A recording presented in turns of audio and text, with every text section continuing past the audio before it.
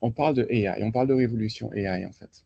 Et donc, elle est, de façon parallèle à la radiologie, elle est liée, en fait, aux efforts qu'on a fait les 40 dernières années dans l'industrie. Donc, on se rappelle des années 1980, l'ère des x86, donc les processeurs de PC, où on a eu, il y a pas mal d'IBM, Dell, donc c'était vraiment l'ère du personal computer. Et un petit peu après, c'était Internet, 1995. Donc là, il y a eu commencé à avoir des navigateurs Internet, et on pouvait commencer à avoir des informations un petit peu de plus en plus précises, de plus en plus facilement. L'ère d'après, ça a été la révolution mobile avec l'iPhone, et donc là, c'est l'ère des applications mobiles.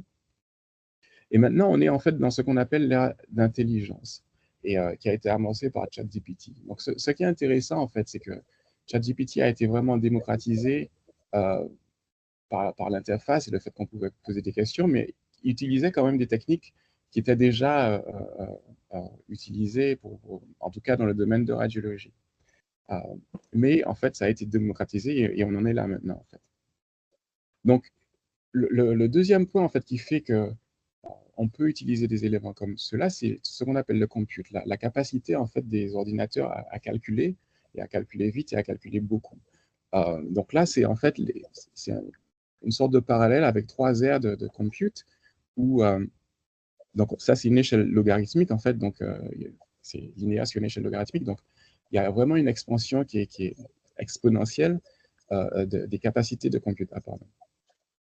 Donc il y a une première ère qui est l'ère avant le deep learning, où en fait la capacité de compute augmentait à peu près tous les 20 mois. Donc pour ceux qui savent, peut-être il y a la loi de Moore qui en fait explique que les capacités augmentent tous les 18 mois. Donc ce qu'on fait maintenant, dans 18 mois, ce sera beaucoup, beaucoup plus facile de le faire. Mais avec l'ère du deep learning, en fait, ça a commencé à changer avec l'apparition des cartes graphiques. Et donc, la capacité de compute double, au lieu de tous les 20 mois, double tous les 6 mois. Donc, en fait, on peut non seulement euh, calculer, mais calculer beaucoup, beaucoup plus vite. Et donc, ça va ouvrir en fait des portes qu'on n'avait pas avant.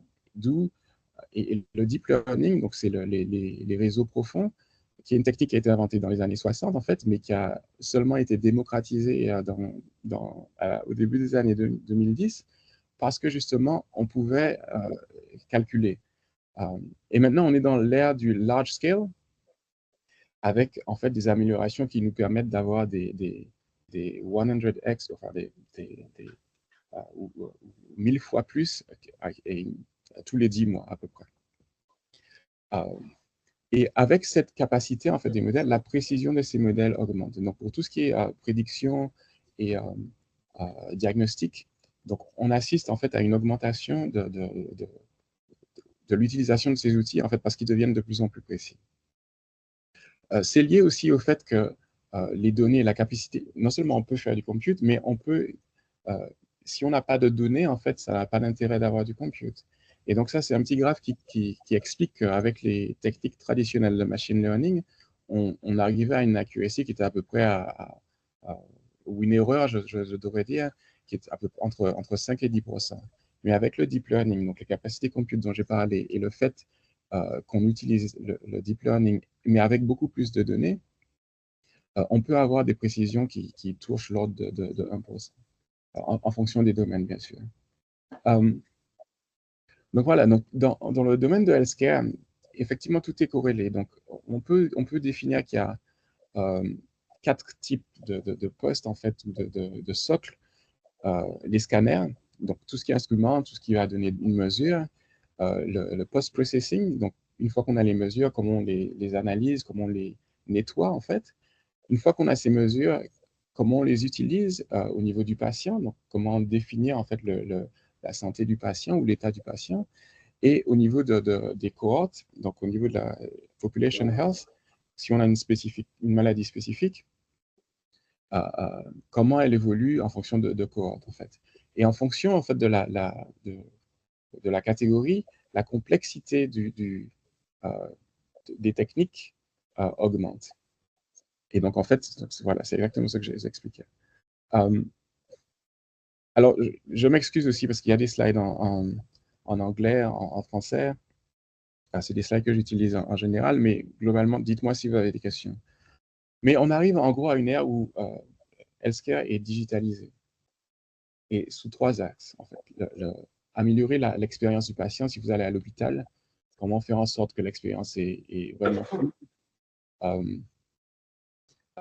S'étendre sur ce qu'on appelle precision medicine, c'est en fait vraiment la personnalisation de la médecine pour le patient. Donc, au lieu d'avoir un traitement générique, on a un traitement qui sera adapté au patient. Enfin, les traitements sont déjà adaptés aux patients, je ne veux pas dire ce que je...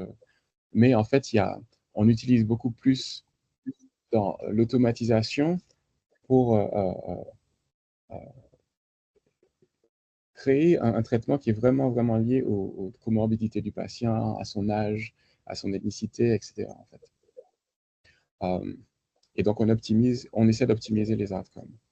Et après, il y a une partie où c'est tout ce qui est efficacité et productivité, pour être sûr que si on doit faire un scan, le scan est optimal, on ne doit pas refaire le scan parce que le patient a bougé, on a toutes les séquences qu'on doit avoir avec le scan, les informations sont délivrées par le technologiste au radiologue avec des mesures qu'il peut utiliser pour faire son diagnostic, etc. En fait. Donc voilà. Comment ça se traduit en temps réel? Donc ça, c'est un exemple. À Covera, on a réussi en fait à améliorer la qualité, enfin l'évaluation de la qualité des centres pour environ 10 000 studies, 10 000 études, pardon. Ça nous prenait à peu près 10 semaines avec des humains pour revoir les studies et définir s'ils avaient fait des erreurs ou pas. C'est quelque chose qu'on peut faire en 8 heures ou moins. Donc, ce que ça veut dire qu'au niveau d'un centre, on peut voir plus de studies, mais surtout, on peut voir beaucoup plus de centres, en fait. Et donc, on peut étendre, en fait, nos capacités sur tous les États-Unis, par exemple.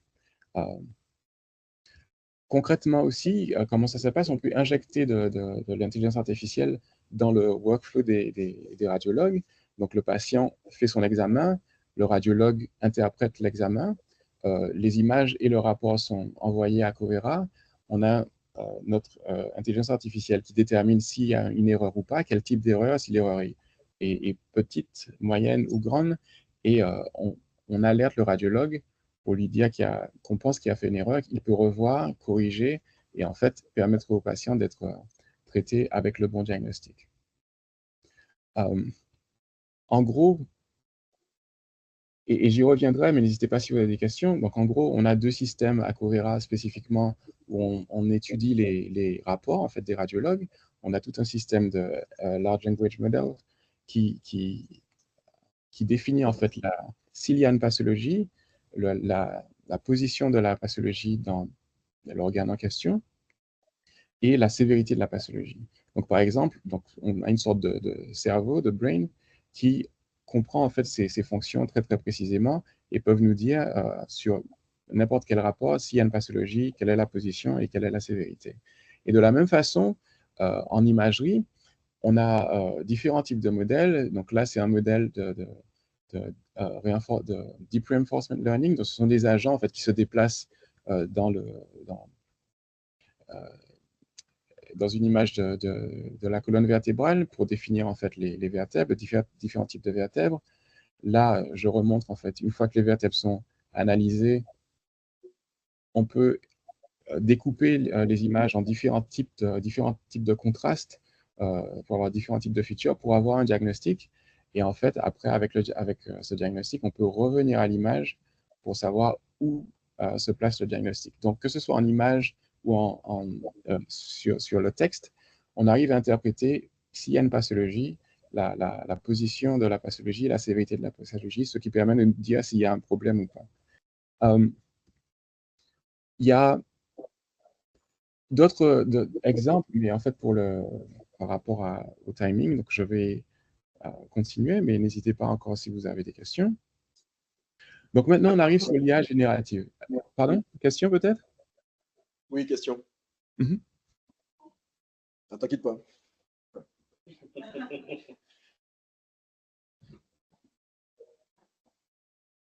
Bonjour monsieur. Bonjour. Alors, je n'y connais pas grand-chose, mais alors, la question, c'est la suivante. D'après ce que j'ai pu entendre, constater en utilisant des outils qu'il y a contemporains, c'est qu'ils ne sont pas pédoués quand on leur demande d'analyser du contenu complètement ou de créer des choses complètement nouvelles, d'interpréter des choses complètement inédites qui n'ont jamais été présentées à lui auparavant.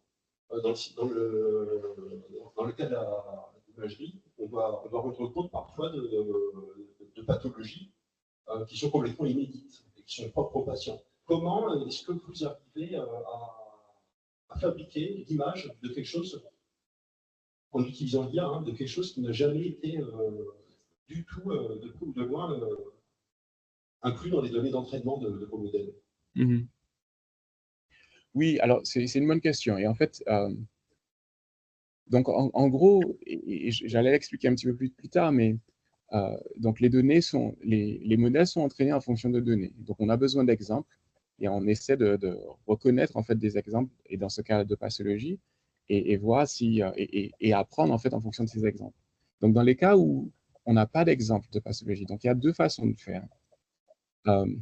La première, en fait, c'est ce qu'on appelle le zero shot ou le few shots. Mais dans le cas où il n'y a pas d'exemple, c'est plutôt du zero shot. Donc, on entraîne les modèles de façon non supervisée. Donc, ça veut dire qu'on a beaucoup d'images et on essaie simplement de connaître des caractéristiques des images, que ce soit du contraste, que ce soit la brightness, etc. En fait. Donc, on a un modèle où on essaie simplement de comprendre les caractéristiques des images, et une deuxième phase où on va raffiner un petit peu ce modèle en fonction des pathologies qu'on a. Et dans le cas où on n'a pas de pathologie, donc c'est ce qu'on appelle le zero shot, on peut éventuellement détecter quelque chose qui ne correspond pas à ce qu'on a, mais qui ne correspond pas non plus à des normales. En fait, et donc, on ne va pas nécessairement dire que ce sera une compression du nerf si on n'a pas eu de données de compression du nerf, mais on va dire c'est quelque chose qui ne correspond pas à mes données. Et donc, mes données qui sont à la fois anormales et normales, en fait. Et donc, l'implémentation en fait, du système concret, c'est une implémentation qui va dire, pour tel type de pathologie, je peux effectivement reconnaître ou différencier une anomalie d'un cas normal, mais en fait, j'ai un système qui peut me dire que ça, dans ce cas-là, ça correspond à aucun des deux, en fait. Et donc, l'implémentation fera qu'on peut générer un flag pour dire j'ai un problème, je ne peux pas reconnaître cette donnée. Donc ça, c'est un système. Donc on appelle ça soit de anomaly detection ou soit du zero shot. Et le zero shot, en fait, permet en fait qu'on entraîne des pathologies, spécifiquement s'il y a des caractéristiques qui sont similaires, on peut utiliser ce même modèle pour d'autres pathologies. Et donc ça arrive pas mal avec le NLP parce qu'il y a des termes en fait qui sont communs. Avec l'imagerie, c'est un petit peu plus difficile. Donc moi, je suis plutôt partisan du fait que si on n'a pas de données, la meilleure façon de le faire, c'est de détecter qu'on a quelque chose qu'on ne reconnaît pas et d'alerter en fait l'humain pour dire il faudrait que vous vérifiez ce qui se passe là. Donc, après, tout est fonction du type de données qu'on a, du compute power qu'on a, et pour définir en fait le zero shot. Mais le zero shot, ce ne sera jamais aussi précis qu'en fait que les multiple shots en fait. Donc, de toute façon, il faut injecter en fait un domaine de vérification comme c'est du zero shot. En tout cas, à l'heure actuelle, en imagerie. Est-ce que ça répond à la question? Oui. Oui. Tu as une autre question? Oui.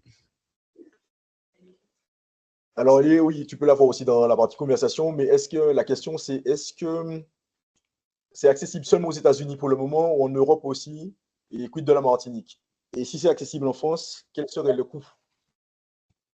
Alors, ce dont j'ai parlé, non, c'est seulement disponible aux États-Unis, puisqu'en fait, le système dans lequel on est, c'est le système américain avec différents types d'assurances, etc. Donc, c'est quand même assez spécifique au système américain. Ceci dit, il y a beaucoup de compagnies en imagerie qui permettent de faire des évaluations d'examen. il n'y en a pas beaucoup en tout ce qui est IRM et colonne vertébrale ou tout ce qui est musculo-skeletal.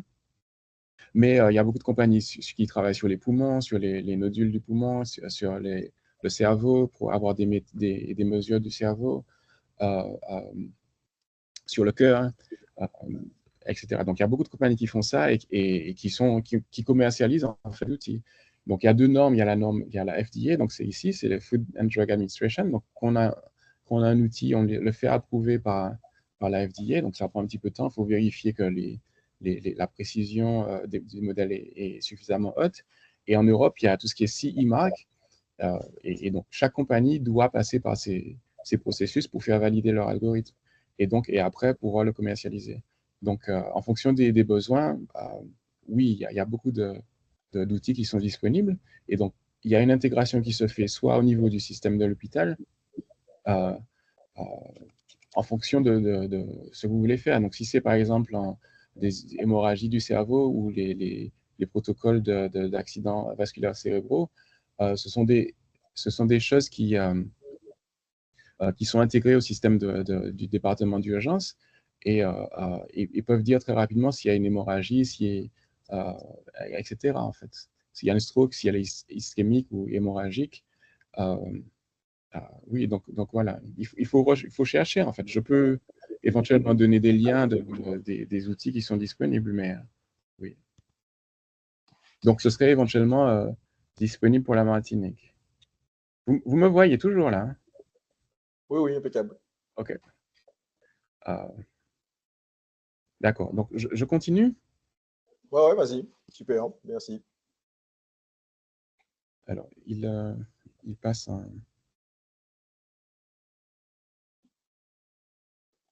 Il rame un petit peu là.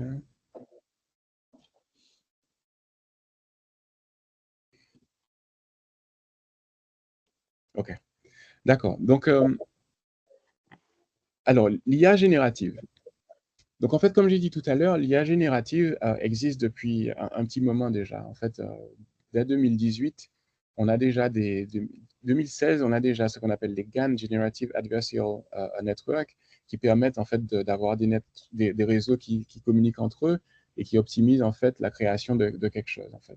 Donc, ça peut être des images de sacs. On utilisait ça en imagerie médicale pour des segmentations d'organes, etc. Et en fait, on voit à partir de 2019, donc Google sort son premier modèle génératif pour le texte. Et donc, par modèle génératif, j'entends un modèle qui peut en fait écrire des paragraphes à partir de contextes assez petits. Et on voit qu'il y a GPT-3 qui sort en 2020. Et en 2021, vous voyez qu'il y a beaucoup de modèles qui sortent. Soit ce sont des updates, des mises à jour de ces modèles. Soit il y a d'autres compagnies, donc Anthropic, donc c'est eux qui ont Claude maintenant, qui sortent des modèles très régulièrement. GPT passe en web et donc là, ça commence un petit peu la démocratisation, surtout au niveau des chercheurs en fait, parce qu'ils peuvent aller online et commencer à jouer avec ces outils. Et ça continue. On voit qu'en 2002, il y a de plus en plus de modèles. Donc Google en sort pas mal. M, c'est mini en fait, donc c'est des modèles qui sont plus petits mais qui sont censés être aussi compétents. Et là, on voit Galactica, par exemple, de Facebook, qui est un modèle génératif pour en fait les chercheurs et pour comprendre un petit peu tous les papiers qui sont relatifs à un sujet. Très avancé, mais en fait qui a été éteint en une semaine à cause des hallucinations. Donc on reviendra dessus, mais juste après, en fait, il y a ChatGPT qui sort, et là, c'est l'essor qu'on connaît. En fait. Et donc, bien sûr, 2023, il y a eu GPT-4, donc Facebook sort Llama et il y a énormément de modèles. Donc maintenant, il y a beaucoup de modèles qui sont soit open source, donc Llama, Microsoft aussi a pas mal de modèles, Qwen. Et puis il y a des modèles qui sont un petit peu plus closed source, donc les modèles de Google, les modèles d'OpenAI. Mais avec des évolutions, en fait, ils continuent à la semaine quasiment. Donc en fait, qu'est-ce que c'est? Comment ça marche? Donc on en a parlé un petit peu plus tôt. L'IA générative tire son inspiration d'une large quantité de données utilisées pour son entraînement. Donc la différence par rapport à ce qu'on disait en imagerie médicale, où c'est toujours très compliqué d'avoir beaucoup de données qui correspondent à beaucoup de types de populations et beaucoup de types de pathologies. Là, en fait, avec l'IA générative au niveau du texte, il y a beaucoup de textes disponibles, que ce soit sur Internet, que ce soit dans les livres, etc. Donc là, ça a été un facteur qui a vraiment changé enfin, qui a appelé à la démocratisation de ces outils. Donc en gros, c'est toujours une compréhension des patterns qu'il y a dans ces textes, les structures de texte, les relations qu'il y a entre les données, pour en fait avoir ce qu'on appelle une compréhension, mais je pense qu'à l'époque, c'était pas vraiment une compréhension, c'était vraiment une sorte de pattern, quels sont les exemples, et quand on fait une requête, on regarde en fait statistiquement quel est l'exemple ou quel est l'exemple qui correspond le mieux en fait. Mais globalement, ça permet quand même d'utiliser ou de créer quelque chose de nouveau et de créer quelque chose d'unique. Donc, pour créer quoi? Donc, comme on a dit, des textes narratifs, donc des romans, des résumés, des traductions. On peut créer maintenant synthétiser des voix, créer de la musique de rien du tout, créer des clips vidéo. On peut utiliser aussi dans le domaine industriel pour créer des designs de produits, des schémas de building, par exemple, en architecture. On peut utiliser aussi pas mal dans tout ce qui est software, et je montrerai un exemple. Créer du code de rien, en fait, créer des données synthétiques, et aussi décider, en fait, d'une action en fonction d'un contexte. En gros, on dit que ça élève le niveau d'intelligence, en fait. Et donc, il y a beaucoup de questions ou de doutes sur le niveau d'intelligence, mais on voit, en fait, avec ces modèles qu'il y a beaucoup d'attributs similaires à ceux des humains. Au niveau du raisonnement, au niveau de la maîtrise du langage, au niveau de la déduction, au niveau de la connaissance globale sur un sujet spécifique, et au niveau de la créativité, en fait. Et donc tout ça, et bien sûr, comme c'est des statistiques, en fait, donc on essaie de converger vers une moyenne, en gros. Donc il y aura toujours une façon d'être plus précis, et on en parlera. Mais globalement, en fait, le fait d'entraîner sur autant de données qui correspondent à autant de domaines, on a vu qu'il y avait ces capacités-là. Et donc l'implication globale, c'est bien sûr c'est dans la question? Non, c'est bon. Ok. Donc, oui, bonne question, bonne question. ok. Question. Monsieur Marc. Bonjour, Benjamin. Bonjour. Attends, je ne te vois pas. Je n'entends pas bien, j'entends pas bien.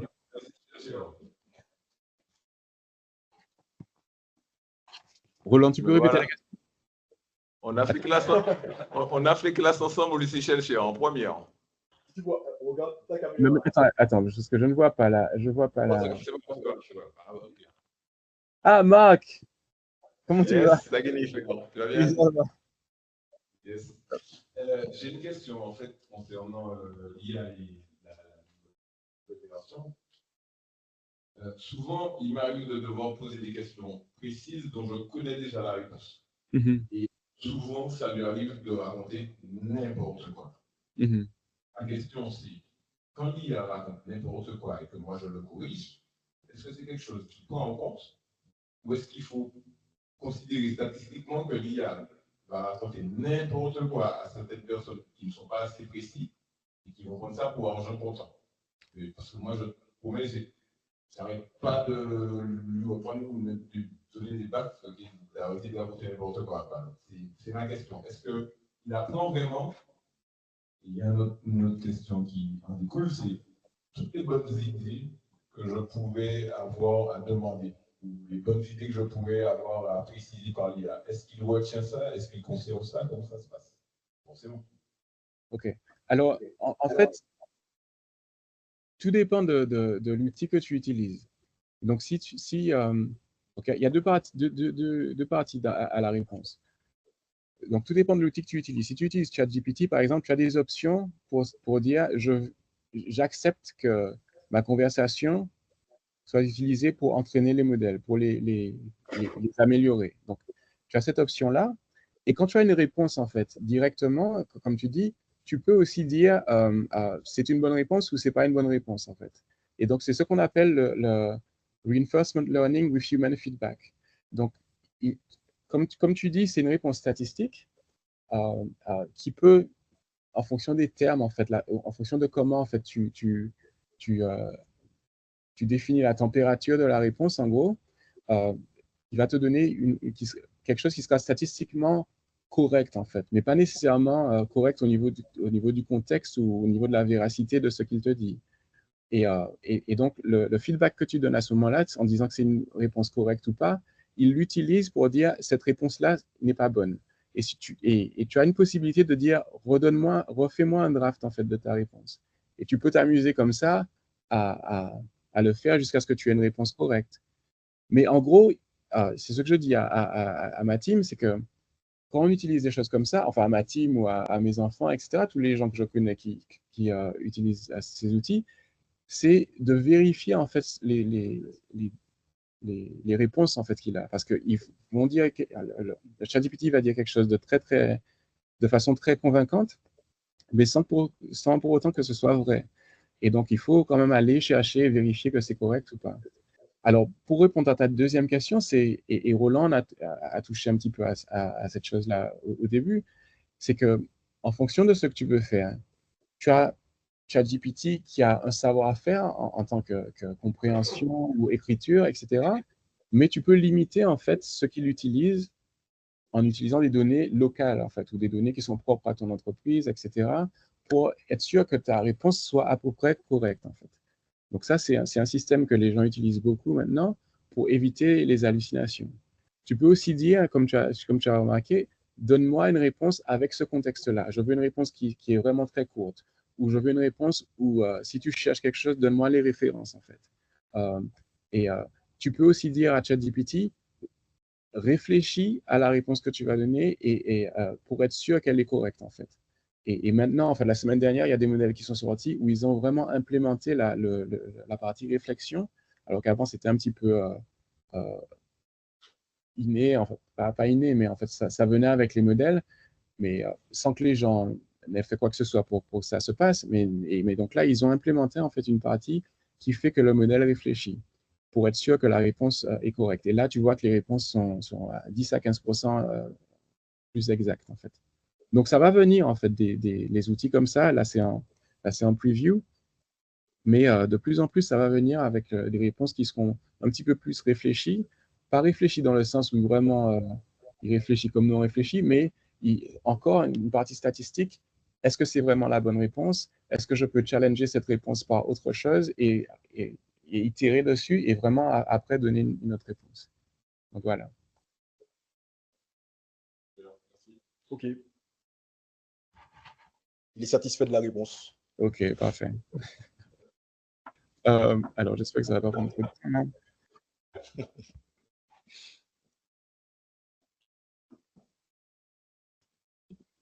OK.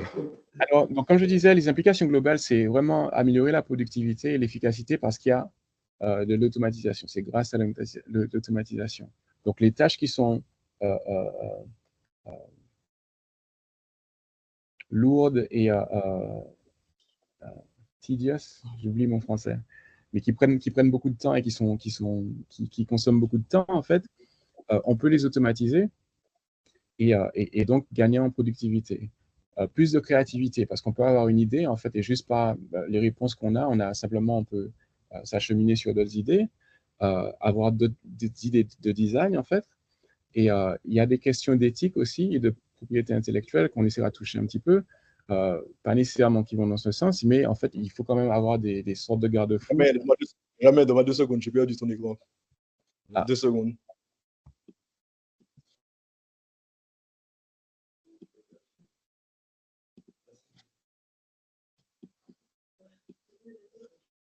Attends, mais elle est où? Ah, elle est là. C'est bon? C'est bon. OK. Yes. Donc, là, je vais aller très vite dessus, mais en fait, les clés de l'IA générative, c'est les transformers, donc c'est la technique qui permet en fait de générer ce texte. Là où ça a été vraiment, puisque ça existait en fait, on pouvait faire du NLP, etc., mais souvent le contexte qu'ils utilisaient, c'était juste les 2-3 mots avant, en fait. Et en fait, il y a une nouvelle technique enfin, c'est la même technique, mais ils ont pu l'améliorer. Donc, en gros, en fait, il y a des mots, par exemple, flattening. Donc, on cible et quand on entraîne le modèle, on enlève ce mot. Donc là, on le masque et le modèle doit, quand il s'entraîne, doit reproduire ce mot. Donc là, dans cet exemple, il ne reproduit pas flattening, mais il reproduit compression. Et donc, tout est lié en fait à quelques mots qu'il y a avant, en fait, et il essaie de définir le prochain, ce qu'on appelle des tokens, donc le prochain mot ou le prochain set de mots. Et en fait, les transformers ont permis d'augmenter en fait la taille de cette fenêtre de contexte. Et donc, on peut avoir non seulement des mots avant, donc beaucoup plus de mots avant, mais des mots après, en fait. Et donc, pour prédire le mot qu'on a masqué. Et donc, quand vous regardez les LLM, les spécifications des LLM, ils disent context window de 32 000 tokens ou 200 000 tokens. Donc, il y a à 1 million de tokens maintenant. Et donc, en fait, plus on a de contexte, plus on peut être précis, en fait, dans la prédiction du prochain token qu'on doit avoir. Et ce sont des modèles, je crois que je le dis après, mais donc ça, c'est le même cas. Donc, on a vraiment une phrase qui est beaucoup plus longue.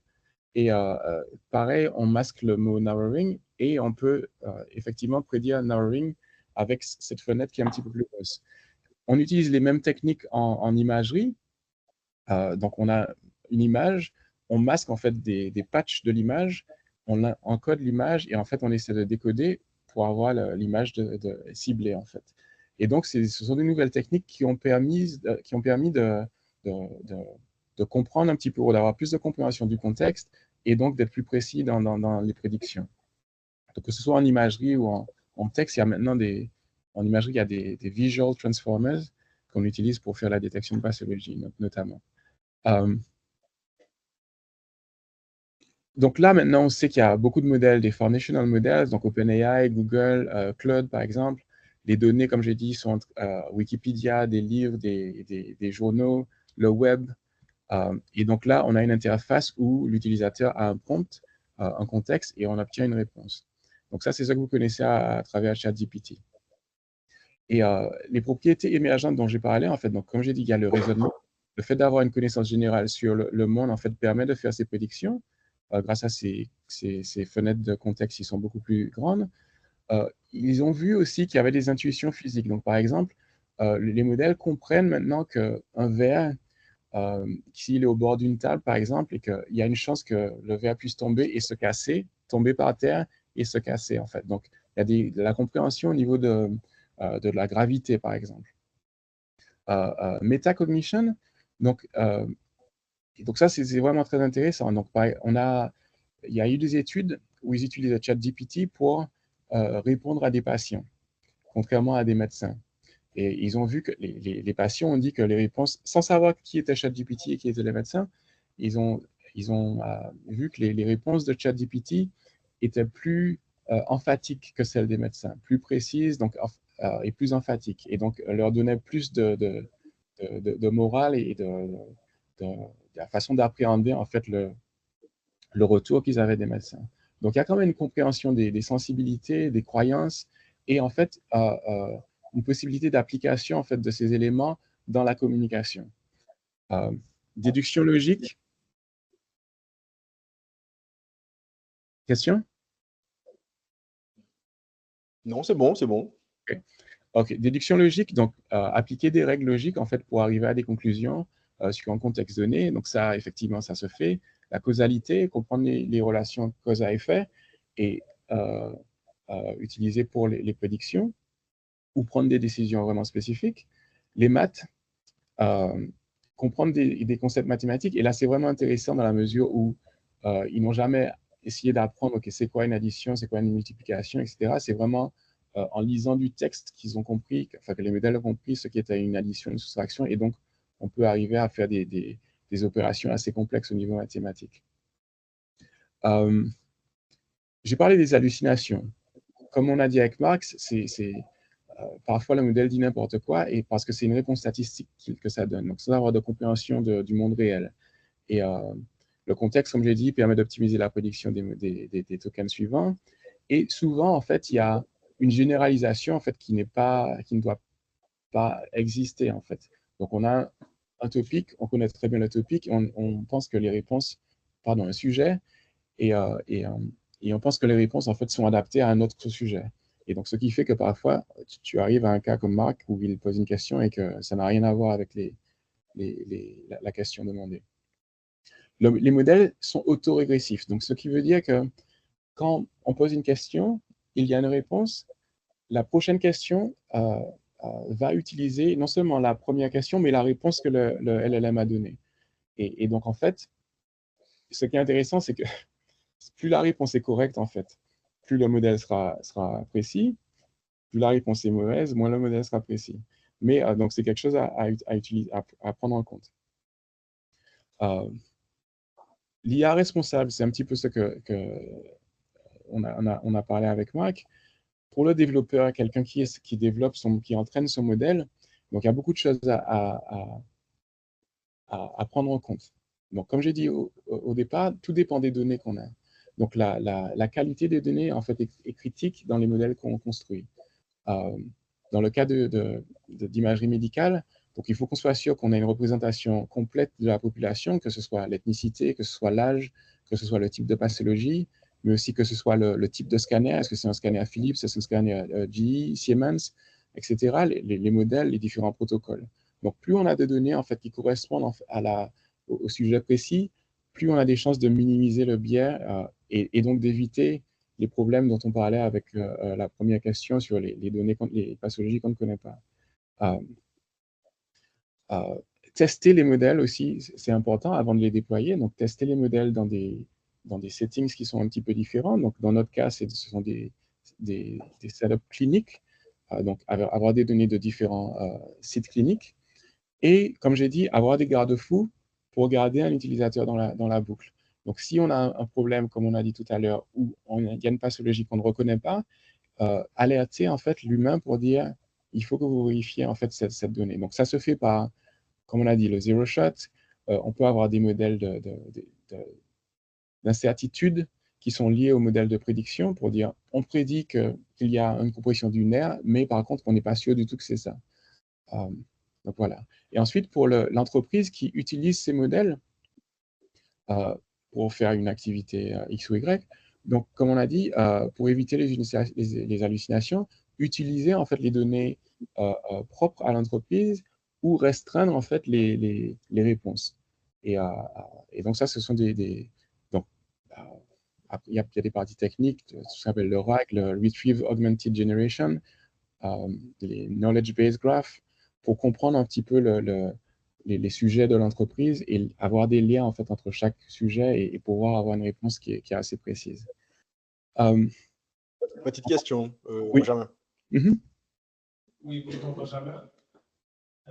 Bonjour. Moi, c'est Fabrice. Je travaille dans le monde du numérique en santé et en particulier dans le monde de l'imagerie médicale. En tant, on va dire, pour faire simple, assistant à maîtrise d'ouvrage pour des établissements de santé. Je sais que sur certains sujets, en tout cas, en France, la réglementation est beaucoup plus stricte en matière de protection du patient, en matière de définition des responsabilités du corps médical et de l'institution médicale. Dans ce que tu as présenté au début sur l'apport de votre outil dans l'analyse des images, j'ai compris que finalement l'outil était plus utilisé comme un outil qui permet de vérifier, de contrôler le travail du radiologue et éventuellement de lui pointer du doigt des cas où la conclusion de l'IA n'est pas la même que celle du radiologue pour qu'il réinterprète, réanalyse son examen. Dans ce cas de figure, la question que je me pose, en tout cas, j'aimerais bien savoir comment ça se passe aux États-Unis, mais je pense qu'en France, j'ai ma petite idée là-dessus. Mais la question que je me pose, c'est de savoir, lorsqu'on a un dispositif comme ça, qui est fourni par un industriel à un établissement de santé, qui participe au diagnostic, si jamais il y a une erreur et que le patient ou la famille du patient se plaint, qui est responsable au final? Est-ce que c'est le médecin qui est responsable vis-à-vis du patient?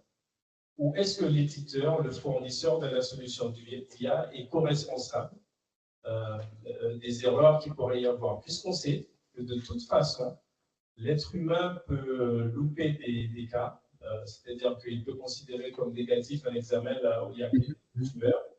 Et on sait aussi que l'IA elle-même peut louper des cas, puisqu'elle est entraînée avec une population qui n'est pas globale, qui n'est pas mondiale. Et l'IA aussi peut se tromper et générer donc des faux négatifs.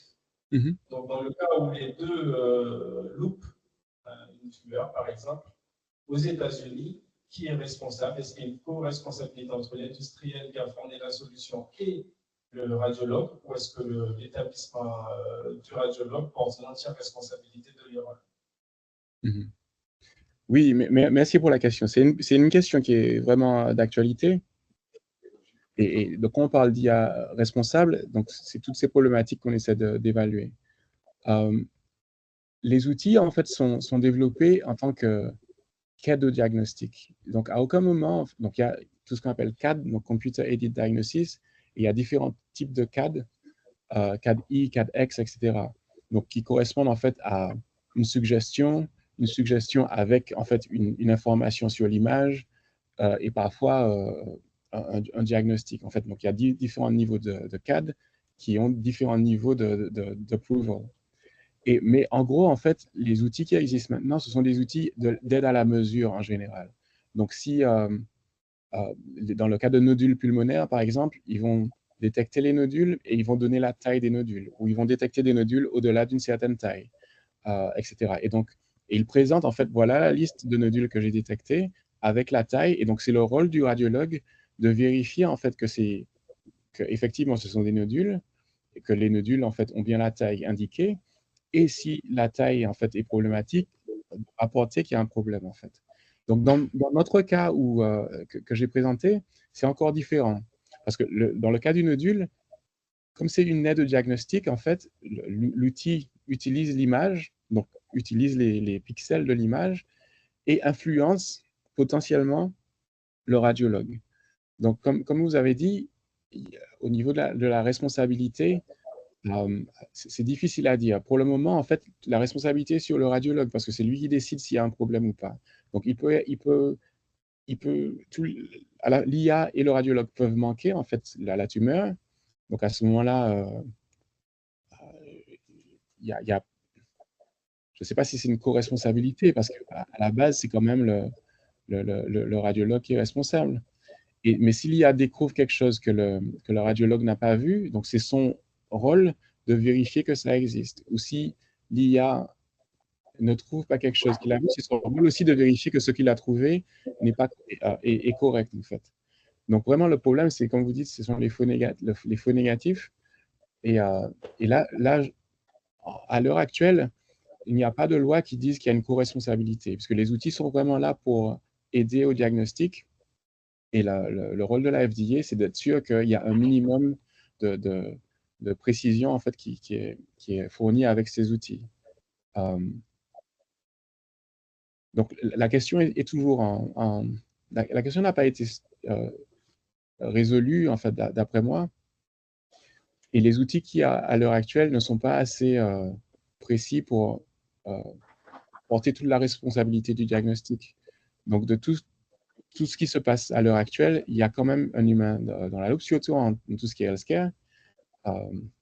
Et nous, ce qu'on fait à Covera, en fait, c'est un système qui est encore différent parce qu'on intervient après le diagnostic. Donc, on n'influence pas le diagnostic, donc on n'a pas besoin nécessairement de FDA approval. Donc, la question ne se pose pas vraiment pour nous, en fait. Mais ça n'a pas vraiment été résolu. Donc, vous dites que vous avez une petite idée. Est-ce que c'est bien ça? Enfin, personnellement, je pense que c'est toujours la responsabilité du radiologue. L'un des problèmes qui se crée, c'est qu'une fois que l'outil fonctionne et une fois que le radiologue a confiance dans l'outil, il y a peut-être un relâchement, en fait. Et donc, c'est là qu'il y a des problèmes. Pour aller plus vite, il dit oui, l'AI est correct, et donc le travail de vérification n'est pas fait. Et donc, c'est là qu'il y a surtout des problèmes, a priori. Et donc là, c'est encore un système à dire quelle est la co-responsabilité. Mais à aucun moment, les outils qui sont approuvés disent que ils peuvent être une aide complète au diagnostic. Au pire, c'est un parallel reader. Donc, en fait, quand le radiologue lit le cas et scroll through les images, à chaque fois qu'il y a une pathologie qui arrive, l'IA montre un flag ou entoure le nodule, par exemple, et donc le radiologue peut décider, quand il fait sa lecture, s'il y a un problème. Mais voilà. Merci beaucoup, je passe le micro, il y a une autre question. Non, c'était juste pour rebondir, c'est comme outil, on a un disclaimer qui nous dit c'est pas fiable, c'est pas trustable, ça prouve que c'est un outil, et le jour où il y a une notion de responsabilité sur un outil, on rentre dans un autre débat plus philosophique, je pense. Voilà. C'est juste à voir. Okay. Oui, c'est exactement ça. Et on va peut-être parler ou aborder les questions d'éthique. Donc, c'est un problème qu'on a en imagerie ou en healthcare de toute façon, mais qui se pose de plus en plus pour tout ce qui est non-healthcare, en fait. Mais je n'ai pas de solution. Excellent. OK, donc on rejoint un petit peu ça. Donc, l'implication de l'homme, c'est quoi? Donc, maintenant, on voit que si l'homme fait quelque chose tout seul, c'est le statu quo, on dit, et au niveau du temps qu'il prend pour faire une tâche, c'est possiblement le plus de temps qu'il a à faire. Donc, on voit maintenant pas mal ce qu'on appelle les copilotes. Donc, si vous utilisez Excel et Word, etc., en fait, donc il y a des copilotes associés qui viennent de Microsoft. Il y a des copilotes pour les gens qui codent, etc., qui permettent en fait d'aller un petit peu plus vite. Et donc, au lieu de faire tout de rien, en fait, l'intelligence artificielle permet d'automatiser certaines tâches, de comprendre un tableau Excel, d'avoir des trends. Et donc, en fait, on est augmenté en fait par le copilote. Et on va en fait vers ce qu'on appelle des autopilotes, où l'IA va produire des artefacts, que ce soit des images, que ce soit du texte, de la vidéo ou des décisions, en fait, avec vraiment une interaction minimale qui va se passer avant en fait l'implication de l'IA. Pour donner un contexte, j'ai besoin d'aller là. Donc, j'en parlerai un petit peu après, mais par exemple, il y a des systèmes de taxis qui sont complètement autonomes maintenant. Donc, on y va lentement, mais sûrement. Pour nous, au niveau de Covera, donc ça, c'est un exemple. Des mots qu'on a, donc c'est sur des données d'IRM de l'épaule. Donc, on load les données. Donc, on a plusieurs séquences, plusieurs vues de l'image. On a le rapport qui est intégré en fait dans l'interface. Donc, on peut, comme je disais, scroller sur les images, etc. On a le rapport du radiologue et on peut lancer notre outil, la partie computer vision, at least, la partie qui utilise les images, pour générer plein de choses. En fait, on génère des prédictions de pathologie en fonction de différents types de pathologies qu'on voit. On peut générer un rapport également. On peut même avoir une chatbox pour dire qu'est-ce que tu penses de cette pathologie, etc., etc. Donc, en gros, alors comme je disais précédemment, au lieu d'avoir un rapport qui raconte plein de choses, etc., on a l'idée d'avoir quelque chose qui est vraiment très, très précis et pour chaque pathologie, dire si c'est anormal ou quel est le type de sévérité de la pathologie, etc. Donc, je passe dessus rapidement. Donc, la vidéo compare les prédictions avec le rapport. Et après, il y a la petite chatbox où on peut parler. Mais je passe dessus. Je voulais mentionner ce qu'on appelle la Stable Diffusion qui permet de générer des images. Donc, ça, c'est une image virtuelle qui a été générée complètement de rien, qui a obtenu un prix pour la compétition d'art digital. Mais c'est des outils qu'on utilise aussi en imagerie pour générer des pathologies. Donc, on prend des données qui sont normales, on modèle en fait le type de pathologie et on peut générer différents types de sévérité. Et donc, on revient à l'exemple de tout à l'heure où quand on n'a pas de pathologie, qu'est-ce qu'on peut faire? Donc, ça, c'est un autre exemple. On peut synthétiser des pathologies et donc générer plein de données qui correspondent à plein de types de sévérité pour cette pathologie et entraîner le modèle. Donc, dans ce cas-là, c'est encore ce qu'on appelle un motion segment. Donc, c'est une vertèbre supérieure, le disque et une vertèbre inférieure. Donc là, c'est L4, L5, donc c'est une vertèbre lombaire pour la 4e et 5e qui est normale. on simule une hernie discale qui est petite et on simule une hernie discale qui est un petit peu plus large. La définition de petite, large, modérée, c'est en fonction de la taille de l'hernie, mais on peut synthétiser des données et entraîner nos modèles pour être plus précis pour tout ce qui est hernie discale, par exemple. Voilà. Donc là, je rentre sur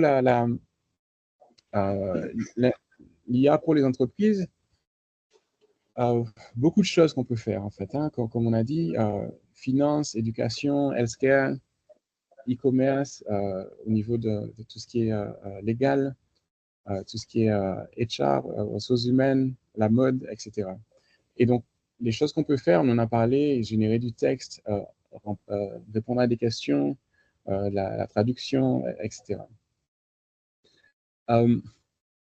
L'intégration, en fait, pour un système, vous avez votre entreprise et vous voulez intégrer un système AI, est un petit peu différente. Donc, on a parlé des modèles fondationnels qui viennent des compagnies comme AI ou open source, closed source. Comme on a dit, on peut utiliser les données de domaine, donc les données de votre entreprise ou les données d'un secteur public, par exemple, et en fait, avoir des modèles dédiés qui sont adaptés à vos données, qui contiennent des modules de IA responsables, des systèmes orchestrés entre plusieurs types de modèles, et avoir des règles vraiment spécifiques. Et pour l'utilisateur, on a comme toujours le contexte de prompt et de réponse, mais avec une intégration avec des systèmes, en fait, mais qui sont vraiment personnalisés pour l'entreprise. Donc ça, c'est un exemple que j'aime bien. Donc c'est Nabla, c'est une compagnie française d'ailleurs, qui installe un système où le patient parle avec son médecin. Nabla écoute la conversation et prend des notes. Et donc transcrit la conversation et peut générer en fait à la fin du rendez-vous des notes cliniques en disant ben voilà, c'est la fatigue, les symptômes c'est fatigue et headache, donc la chief complaint, donc la complainte principale c'est des maux de tête avec la fatigue persistante, voilà l'historique du patient, 46 ans, qui arrive pendant la journée sur le côté droit, etc. Elle a arrêté les médicaments pour la blood pressure la semaine dernière. Donc, il y a historique d'hypertension, de diabète, d'obésité. Et donc, on peut éventuellement envoyer ces call notes dans le système. Jamais, petite question. Oui. Est-ce que Nabla fait que les médecins n'ont pas à écrire? Les médecins n'ont pas à écrire, en fait. Donc, c'est déjà une victoire.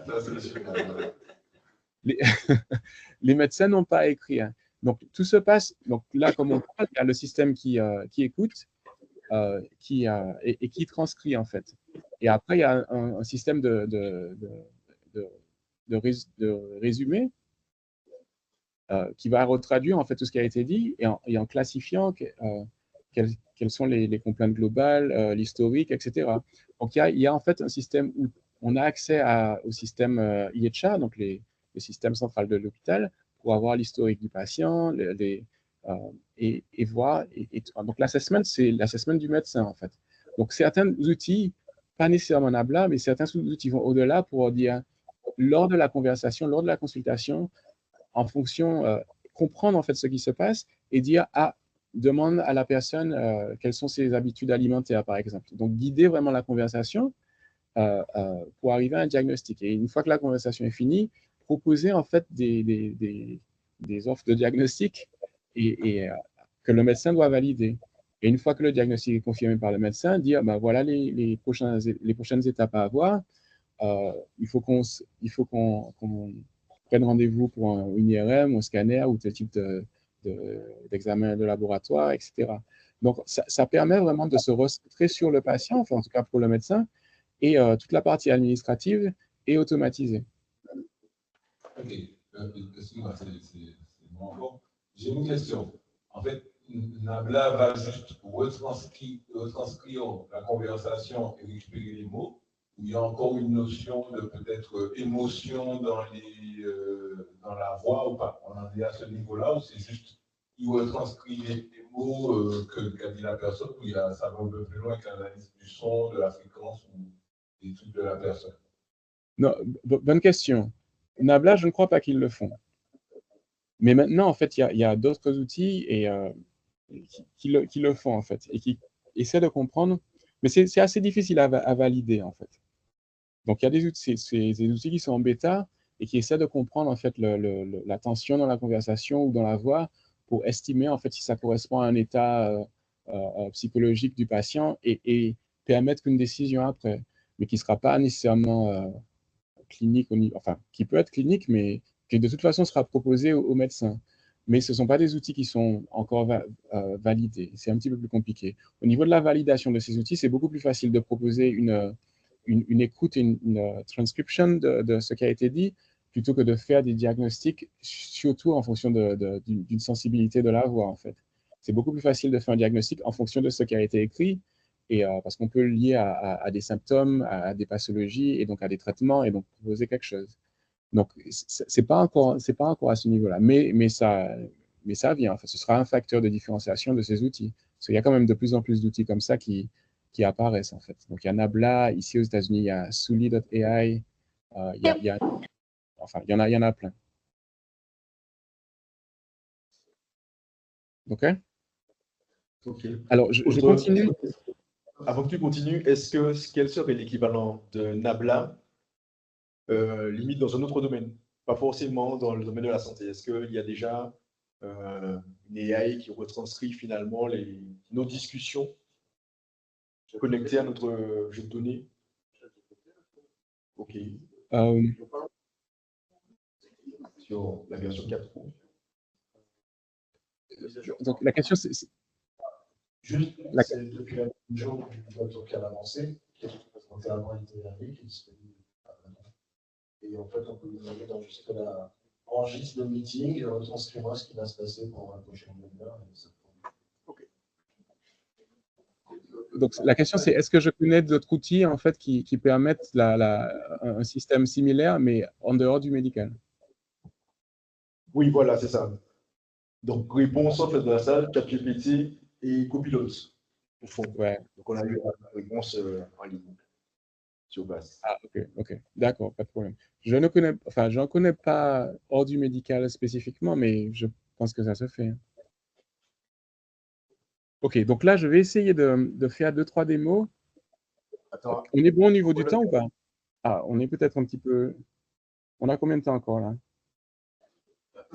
Question par rapport au sujet médical aussi. Est-ce qu'on risque pas d'arriver à un moment où il y a des industriels qui peuvent se dire bon, ben, je vais acheter l'IA qui conseille les médecins pour pouvoir mettre une petite pub pour l'utiliser, pour pouvoir consulter et directement, on va dire, conseiller un type de médication par rapport à l'entraînement que l'IA aurait reçu au préalable, en fait. Alors, la question, c'est est-ce que c'est pas impossible que des industriels achètent des outils IA comme Nabla pour les utiliser et après? En fait, ça pose une question quand même éthique, je trouve, c'est que si c'est poussé trop loin, l'IA peut passer au-dessus du médecin, c'est-à-dire et avoir une influence sur le diagnostic. Est-ce qu'il y a déjà des garde-fous qui sont mis en place ou pas, ou la tendance à ce niveau-là? Oui, alors en fait, je pense qu'il faut séparer deux choses. Il y a la partie développement et la partie recherche, en fait, qui va aller plus vite et qui va peut-être développer des systèmes qui vont devenir aussi bons que les médecins ou meilleurs que les médecins. Et puis une partie produit, en fait, qui sera encadrée. Et il faudra un certain type de validation pour être sûr que les outils soient fiables, en fait. Donc, il faut séparer quand même ces deux choses-là. Et il y a eu toute une histoire l'année dernière où certaines personnes ont dit, bon, il faut qu'on signe une lettre pour dire qu'il faut arrêter le développement de AI parce que ça va trop vite, etc. Et en fait, non, je pense qu'il faut... on peut pas freiner en fait le développement de l'AI, puisque le développement de l'AI va aider à ce que l'AI soit plus responsable. Mais la partie produit, en fait, les produits que les utilisateurs seront amenés à utiliser, doit avoir des garde-fous, en fait. les garde-fous, je pense que de toute façon, il faut être réaliste dessus. Ils vont tomber petit à petit, en fait. Je pense que d'ici 5 à 10 ans, en fait, il y aura beaucoup moins de garde-fous parce qu'en fait, ces outils auront été validés et avec une précision qui permet en fait de l'utiliser tel quel, en fait. C'est un petit peu le mode autopilote dont on parlait. Alors, qu'est-ce que ça veut dire? Ça veut dire que les médecins, entre autres, ils vont se focaliser sur autre chose, en fait, sur le patient, sur la communication. Il y a d'autres choses qui feront. Ça, c'est un discours. C'est une question qui se pose depuis plus de 25 ans en radiologie. Est-ce que les outils vont remplacer les radiologues? En fait, les radiologues ont évolué et maintenant, les gens qui s'entraînent, qui sont en résidence de radiologie, ils s'entraînent avec des outils AI, ou en tout cas pour avoir les connaissances AI pour pouvoir les utiliser après, en fait. Donc, maintenant, à l'heure qu'il est, oui, il faut des garde-fous. Je pense plus sur la partie produit que sur la partie recherche. Et au fur et à mesure que les produits vont évoluer, les garde-fous vont diminuer. Mais ça doit être fait de façon responsable, en fait. C'est ça vraiment la clé. Donc, on a encore un petit peu de temps. Donc, on n'en est pas là encore, mais ça vient. OK. D'accord. Donc, j'essaie rapidement peut-être de passer sur...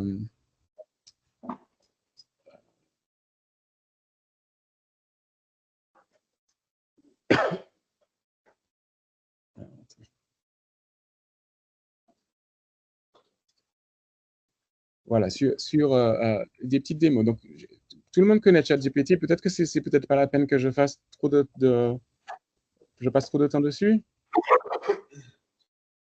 Roland, qu'est-ce que tu en dis? Ouais, ne reste pas trop longtemps dessus, c'est bon. Donc, en fait, ce que je vais faire plutôt, bon, on connaît ChatGPT. Donc là, par exemple, on parlait de prompt et de concept. Donc ça, c'est un prompt pour l'éducation, par exemple. Donc, c'est un prompt qui est très, très long. Mais qu'on peut copier, en fait, dans ChatGPT et qui permet, en fait, d'avoir un concept éducatif qui est assez intéressant. Donc, je passe mon prompt, donc il comprend et en fait, il y a des... il explique, voilà, je suis AI tutor, donc ce qui aide en fait à l'éducation. Donc, on a un niveau, en fait, on peut dire niveau PhD, donc thèse, le learning style active, etc. Donc, on définit un petit peu comment on veut apprendre. Et en français, par exemple, on peut changer le langage, est-ce qu'on veut avoir des emojis et tout ça. Donc là, et on peut faire un plan, on peut se créer un plan d'apprentissage sur n'importe quel sujet, et comme ça. Et avec n'importe quel style, en fait. Donc là, par exemple, j'ai dit storytelling. Donc en fait, apprends-moi quelque chose, mais de façon comme si je lis un livre, comme si c'est une histoire. Donc là, je dis, par exemple, est-ce que tu peux expliquer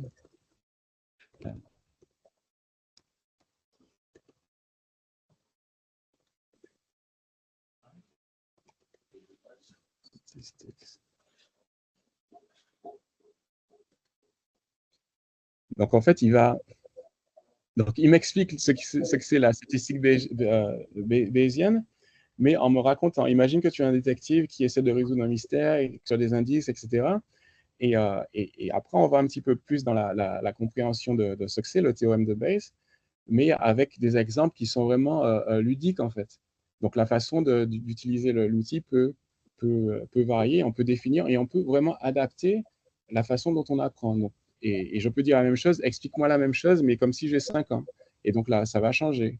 Et donc, pour tout ce qui est apprentissage, pour tout ce qui est éducatif, ça peut vraiment être... Donc, j'utilise ça, par exemple, pour moi, pour des concepts, mais si on est un professeur et on veut préparer un plan pour une classe, ce sont des choses qu'on peut utiliser, par exemple. Donc ça, je voulais montrer ça. Roland, je pourrais mettre le prompt éventuellement disponible pour utiliser. OK. OK, ça marche. Après, il y a donc Claude. Claude, c'est en fait un outil un petit peu comme ChatGPT, mais ils ont un truc qui est assez intéressant, c'est les artefacts. Donc, par exemple, je peux dire... donc, il faut que je...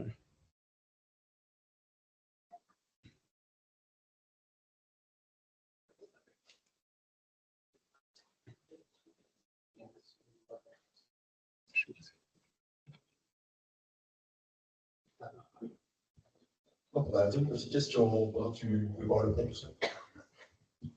Oui, on parlait un peu des problématiques éthiques, et j'aimerais savoir ce que vous pensez du problème c'est le problème suivant. Quand on utilise tous ces outils génératifs, ça nous propose un contenu quand même culturellement très contextualisé. Je ne sais pas si vous avez connaissance de la notion d'hégémonie culturelle qui est introduite par le philosophe marxiste italien, qui explique que la classe dominante va essayer par tous les moyens de transférer ces représentations aux masses. Alors, bon, je ne suis pas en train de dire que ChatGPT, le cheval de Troie, la bourgeoisie pour créer les classes prolétaires. Hein, ce n'est pas du tout la question. Mais ce que je veux dire, c'est que indirectement, et là on le voit à chaque fois dans les exemples qu'on utilise, hein, moi je trouve ça passionnant à la question de l'inférence bayésienne, etc. Mais c'est quelque chose quand même qui parle à une petite minorité des humains sur Terre. On peut demander à ChatGPT, à tous ces outils génératifs, par exemple, des conseils qui nous paraissent évidents. Par exemple, on va dire, je suis diplômé et on me propose à la fois un poste pour être directeur de banque et à la fois un poste pour être balayeur. ChatGPT va être capable de répondre. Mais si on se projette dans une autre sphère culturelle, par exemple, projetons-nous temporairement dans la sphère culturelle Swahili, dans la sphère d'Afrique du Sud-Est, dans la culture Swahili, le moteur d'association sociale, c'est le mariage. Donc si par exemple, on a ChatGPT, quels seraient les tenants et les aboutissants de suivre le Rwanda, le mariage, là, il serait incapable de répondre. Le problème, c'est ça. Ce qui me cause un problème éthique fondamental avec tous ces outils, voilà, de l'hégémonie culturelle et en fait du fait que ça nous présente une vision du monde, comme on le dit un peu couramment, c'est la vision de l'homme blanc de 40 ans occidental.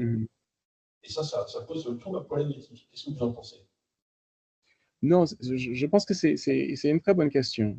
Et moi, j'ai plus le point de vue du chercheur, donc ce ne sont pas des questions que je me pose nécessairement. Je me les pose en fait plus par rapport au, comme j'ai dit, comment faire pour que les données que j'utilise soient représentatives du problème que j'essaie de solutionner. Et donc, peut-être un point ou deux. Le premier, c'est que oui, l'utilisation en fait, de ces outils est peut-être plus de la culture occidentale. Et on a vu en fait pas mal qu'il y a des choses qui ont été, par exemple pour générer des photos, il y a une minorité, en fait, les minorités ne sont pas prises en compte. En fait. Il y a eu pas mal de problèmes comme ça. Il y a eu un problème à un moment, on essayait de générer une photo de Barack Obama et c'était un blanc qui sortait.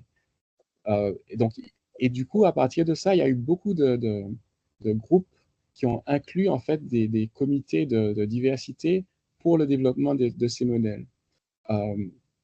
Mais très vite, en fait, pas mal de ces groupes ont été dissous parce qu'en fait, après, il y a une question de retour sur investissement qui est en fait à la fin de la journée qui est ce qui compte en fait.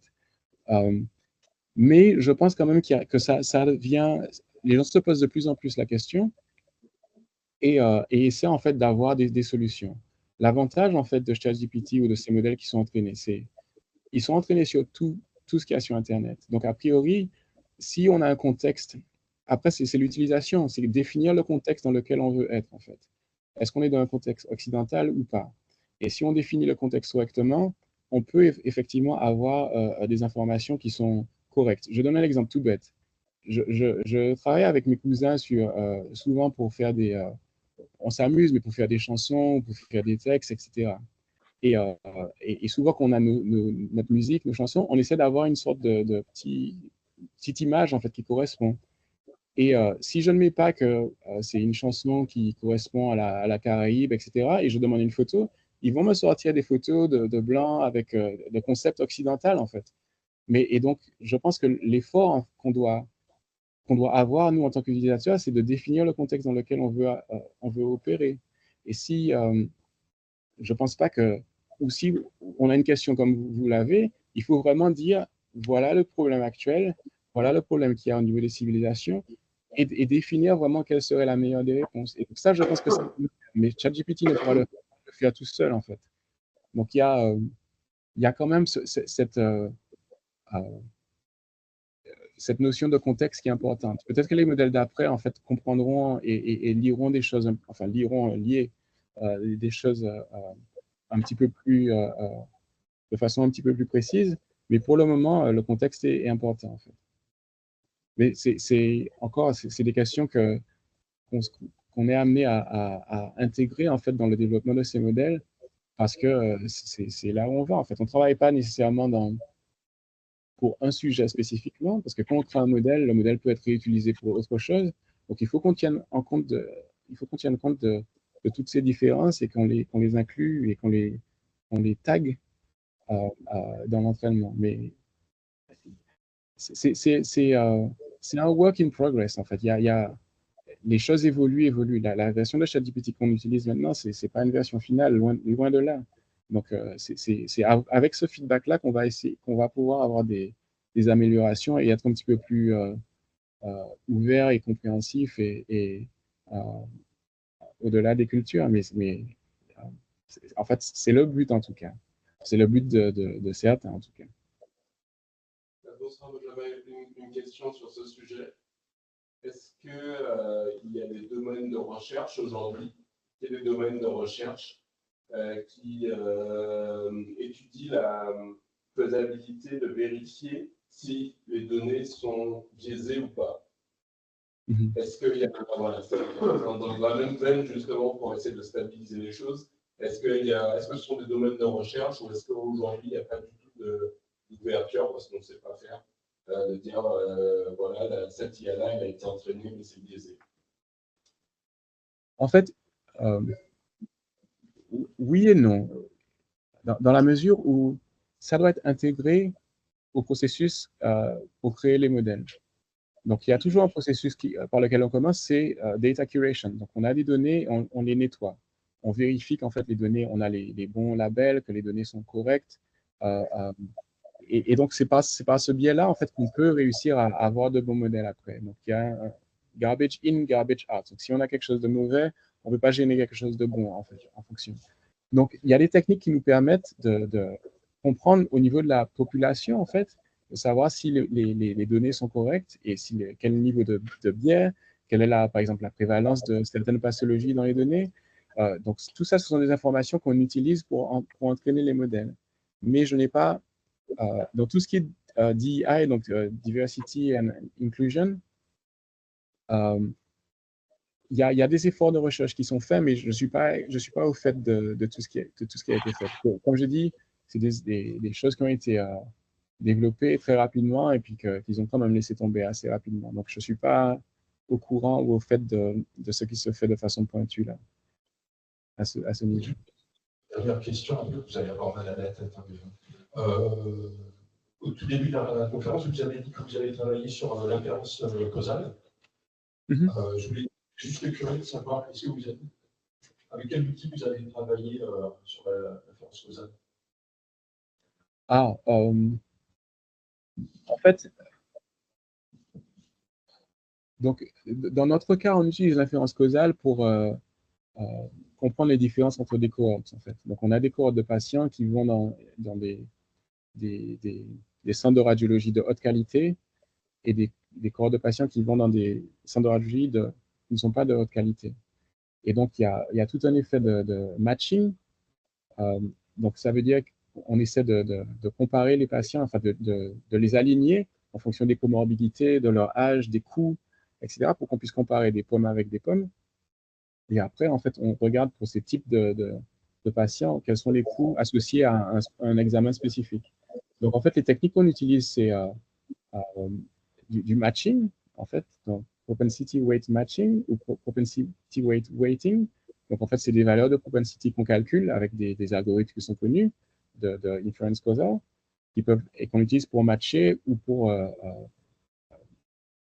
avec les weights, en fait, on match mais en fonction d'autres critères. Ou des algorithmes de difference in differences. Donc, comprendre les différences entre les deux cohortes, mais selon certaines, avant un index event, avant l'examen de radiologie ou après, etc. Donc, en fait, il y a moins de... J'ai utilisé moins de machine learning ou moins de AI, mais plus juste la rigueur des techniques de causal inference qu'on connaît. Il y a très peu, mais il y a quelques types de modèles qui sont censés simuler en fait les causal inference, donc des modèles de réseau profond, mais on n'a pas eu l'occasion de les utiliser. Donc on se base nécessairement sur les state-of-the-art techniques qui existent en causal inference pour encore nettoyer nos données et appliquer la causal inference. Donc je sais que Microsoft commence à sortir des trucs sur la causal inference en utilisant AI, mais c'est pas très répandu. C'est un domaine qui est moins actif en AI. Good, merci pour la réponse. Ok, alors je continue. Donc là, en fait, j'ai pris une image, donc c'est une sorte de dashboard, et je dis à Claude, est-ce que tu peux me générer un dashboard en fonction de l'image en utilisant React, qui est un framework pour le web, et Python, qui est un outil de programmation pour le back-end, et de me montrer les résultats pour que je puisse itérer. Et donc, en fait, il commence à coder et il écrit le code en temps réel pour répliquer en fait l'image qui est ici. Et ensuite, il me montre le dashboard.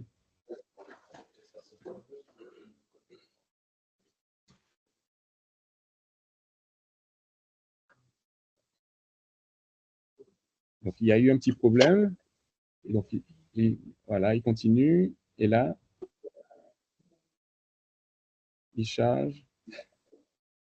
Et il ne marche pas, pardon.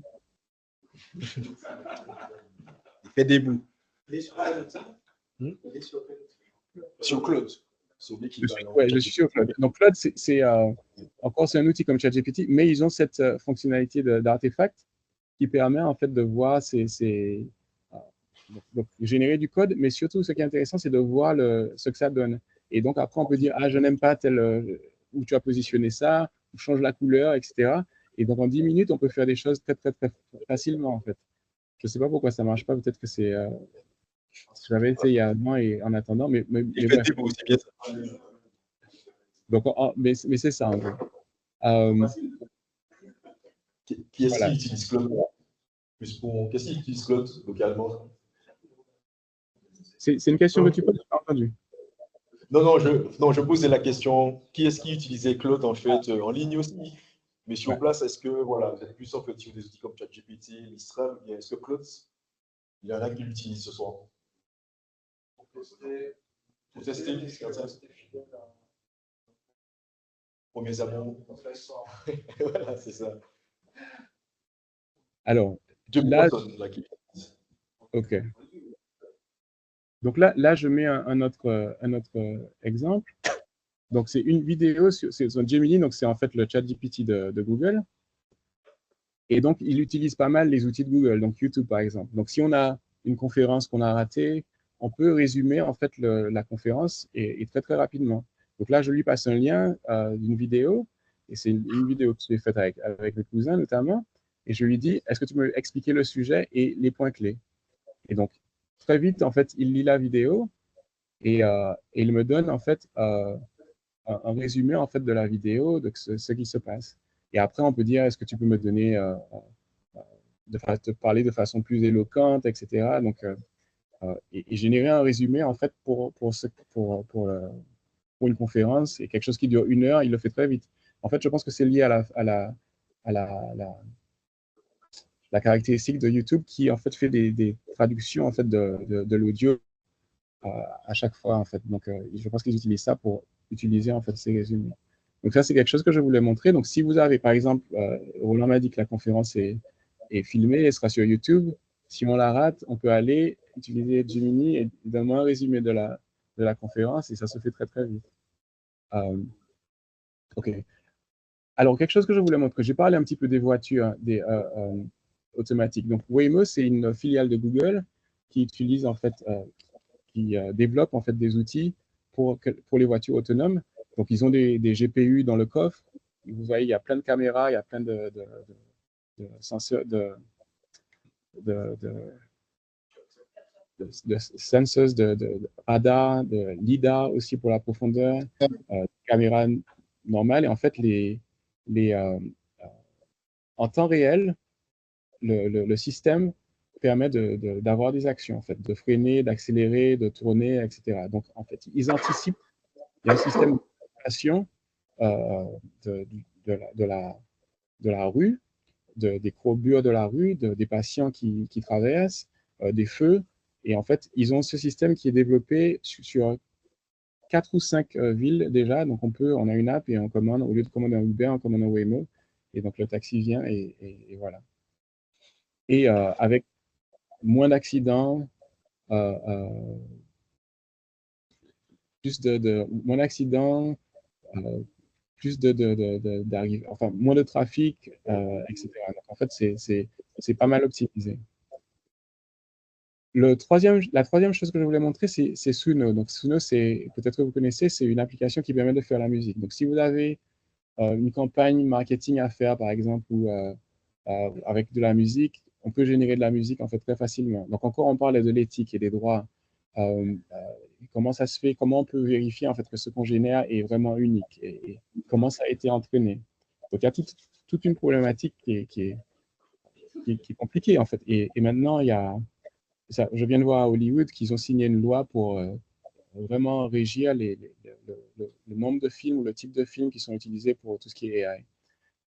Donc, ça va venir petit à petit, en fait, toute la partie éthique. Parce que les artistes maintenant se plaignent, en fait, de ne rien recevoir de leurs arts, enfin, de leurs pièces d'art qui ont été utilisées pour entraîner. Donc, c'est Suno. Bon, on va passer dessus vite. Runway, pareil. Donc, Runway, c'est pour la vidéo. Ils viennent de signer, en fait, un contrat avec la Paramount. Donc, c'est un gros label de vidéo, un gros studio de vidéo. Et tout ce que vous voyez là, ce sont des images qui sont générées par Runway, le Gen 3 Alpha. Et donc, maintenant, en fait, on peut vraiment définir des images avec des mouvements, avec une haute précision en 4K. Donc, tout ce qui est audio ou audiovisuel, ça va passer de plus en plus par des outils comme ça. Alors là, je voulais montrer aussi, on a parlé des possibilités de code de Claude notamment, mais je voulais montrer, je l'ai perdu. Ah non, c'est ça. Donc ça, ce monsieur, c'est un étudiant en thèse qui a écrit toute sa thèse, qui a écrit un papier et qui a une section méthodologie. Donc il a passé 1 an à coder sa thèse pour avoir des résultats. Et donc là, avec la version dont je parlais de ChatGPT qui réfléchit, il a testé et il a mis en fait sa section de méthode en prompt et pour voir si ChatGPT pouvait générer du code. No chance. Et il dit, ça n'arrivera pas. No chance. Come on. There's no way. There's no way. What line are you in? 208. Oh my God, it ran. Oh my God, it ran.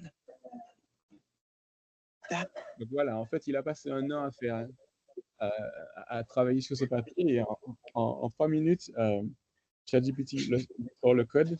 Bon, il a mis sa partie méthodologie, donc il a bossé et tout ça. Donc, mais c'est le niveau en fait d'intelligence entre guillemets que les modèles ont maintenant.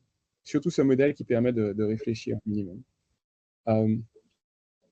Encore, peut-être autre chose. On parlait des actions des transformers. En fait, donc je voulais juste vous montrer ça, comme il est tard déjà.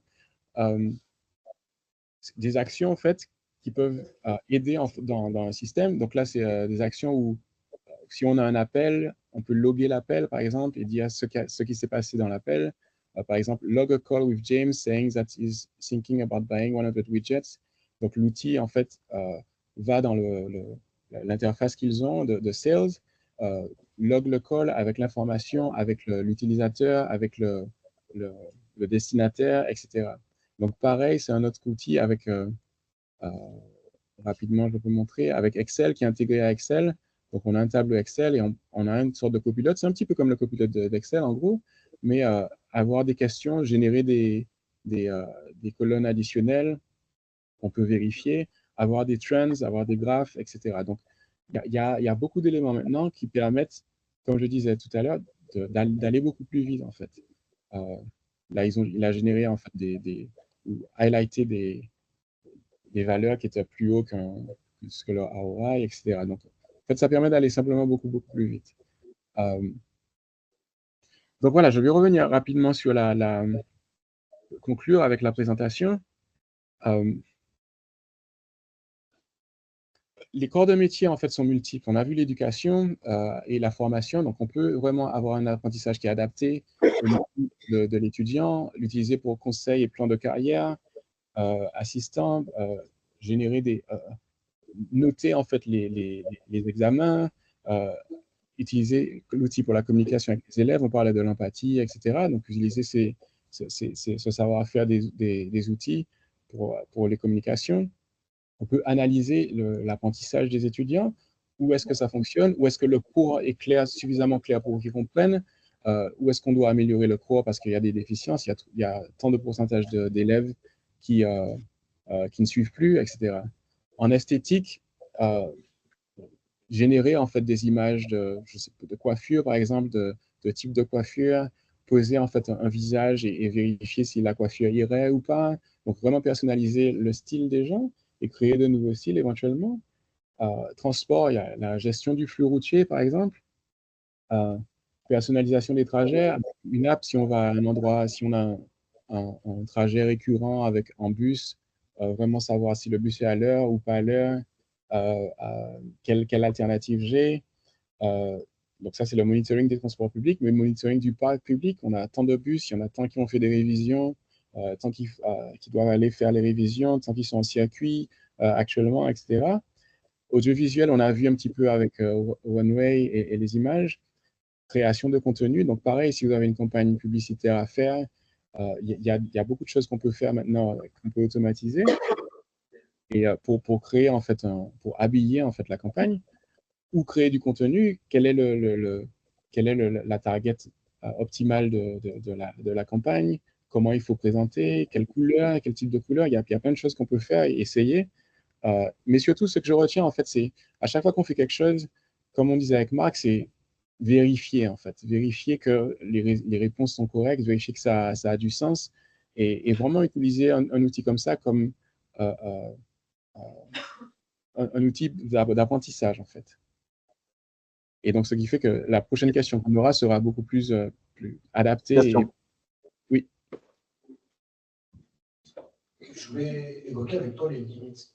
Moi, j'ai pu tester et confronter à certaines limites. Je pense qu'elles sont posées volontairement pour l'utilisation du grand public, comme la récurrence des personnages. Si, par exemple, on essaye avec Dali ou Janet de générer les images pour pouvoir faire une BD, clairement, ce n'est pas possible. La création de contenu, de faire des répétitions, de retrouver un fil conducteur, ça, c'est pareil. C'est des choses qui sont bloquantes aujourd'hui.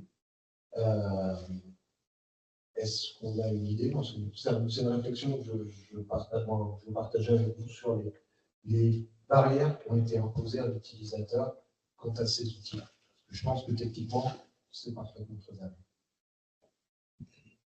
Donc, je n'ai pas tout bien entendu. Donc, il y a des barrières techniques qui ont été imposées, en fait, pour empêcher pour adresser des problèmes éthiques, c'est ça? Et puis, pour la première partie de la question, c'était... J'étais pas forcément sur l'éthique, j'étais plus sur la récurrence dans un personnage, par exemple dans une image. Je veux décrire un personnage lambda, je veux l'avoir dans une position et je vais la prendre, ça ne sera pas le même personnage. Je ne peux pas faire une BD, je ne peux pas avoir de continuité. Donc ça arrive en fait. Je pense que c'était plus des problèmes techniques que des problèmes d'éthique. C'était vraiment parce que au niveau de la partie autorégressive, les images n'étaient pas prises en compte spécifiquement. Donc, et j'ai eu ce problème beaucoup de fois. On génère une image qui est sympa et on veut avoir une autre position et on ne peut pas en fait. Donc maintenant, il y a des façons de faire qui sont un petit peu différentes.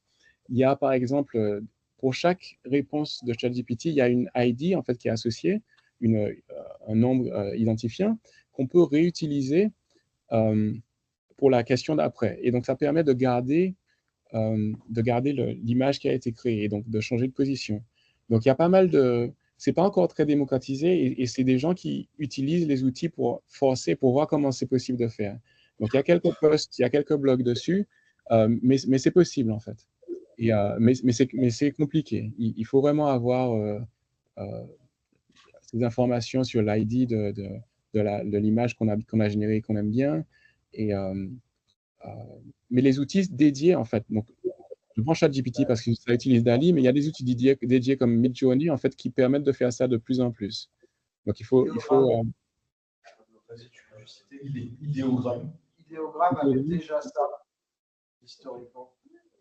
Tu sais, ça date de quand, ça? Je me suis inscrit dessus. Notamment en mars. Idéogramme avait le principe de token que tu pouvais reprendre. Et voilà, c'est pareil, ce qui bougeait, ok, tu connaissais, mais c'était pas la même personne. C'était la même personne pour quelqu'un mieux. Oui, c'est une question technique, mais qui sera résolue enfin, qui est déjà résolue, mais pas de façon pratique encore. Mais ça sera amené à être résolu. Il y a des gens qui font des BD complètement et ils arrivent à garder le même personnage.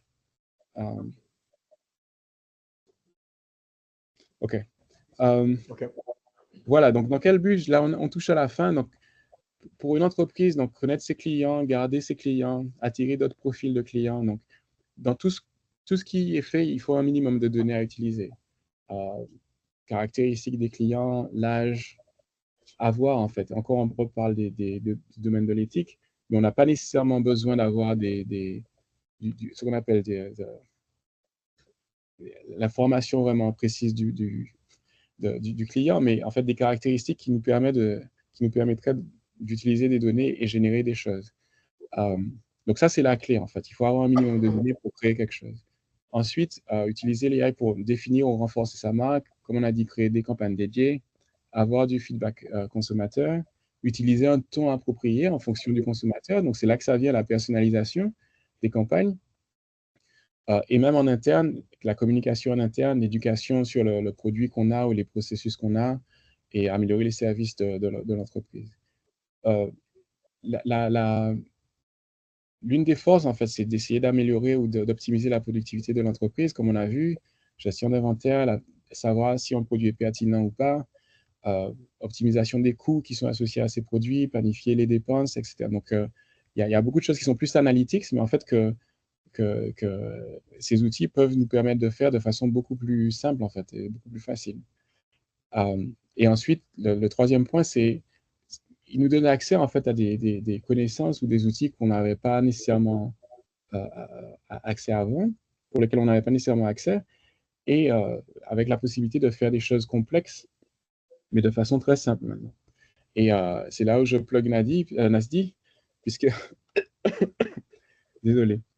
Comme ils ont dit, Nasdi, ils ont déjà fait en fait des chatbox avec des données personnelles. Et donc, moi, je vous invite personnellement à voir avec Roland Pascal et l'équipe, si ça vous intéresse.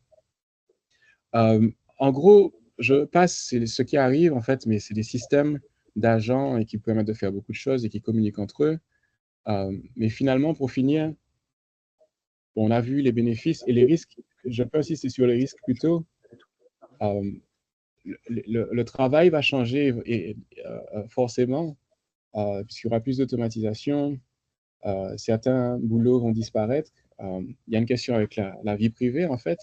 À quel point, en fait, les gens seront OK pour donner plus d'informations sur eux-mêmes. Ça va peut-être faciliter certaines choses, mais moins de vie privée, en fait.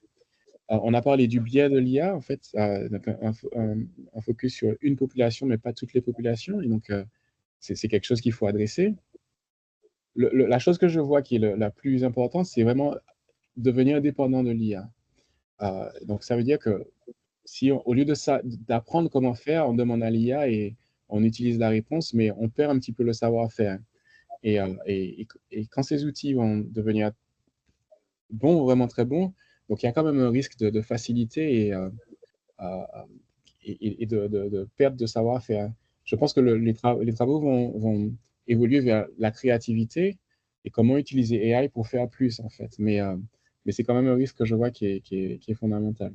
Et puis finalement, la manipulation sociale. On le voit déjà, les élections, comment répandre la désinformation, manipuler les comportements, etc. Donc, c'est quand même les risques qui sont réels et qui dépendent vraiment des personnes et comment ils décident d'utiliser l'IA. Donc, on parlait de est-ce que l'IA va dépasser les médecins? Peut-être, sûrement, mais tout dépendra des safeguards qu'on met pour l'utilisation. Et pareil, les safeguards que les gens veulent se mettre quand ils utilisent l'IA pour des fins sociales, des fins politiques, etc. Donc, tout dépend quand même de ce qu'on fait, de ce qu'on voudra faire avec ces outils. Donc voilà, c'était mon dernier slide et merci encore pour l'invitation et les questions. Si vous en avez d'autres, je serais ravi d'y répondre, mais voilà, merci Roland. Oui, tu as...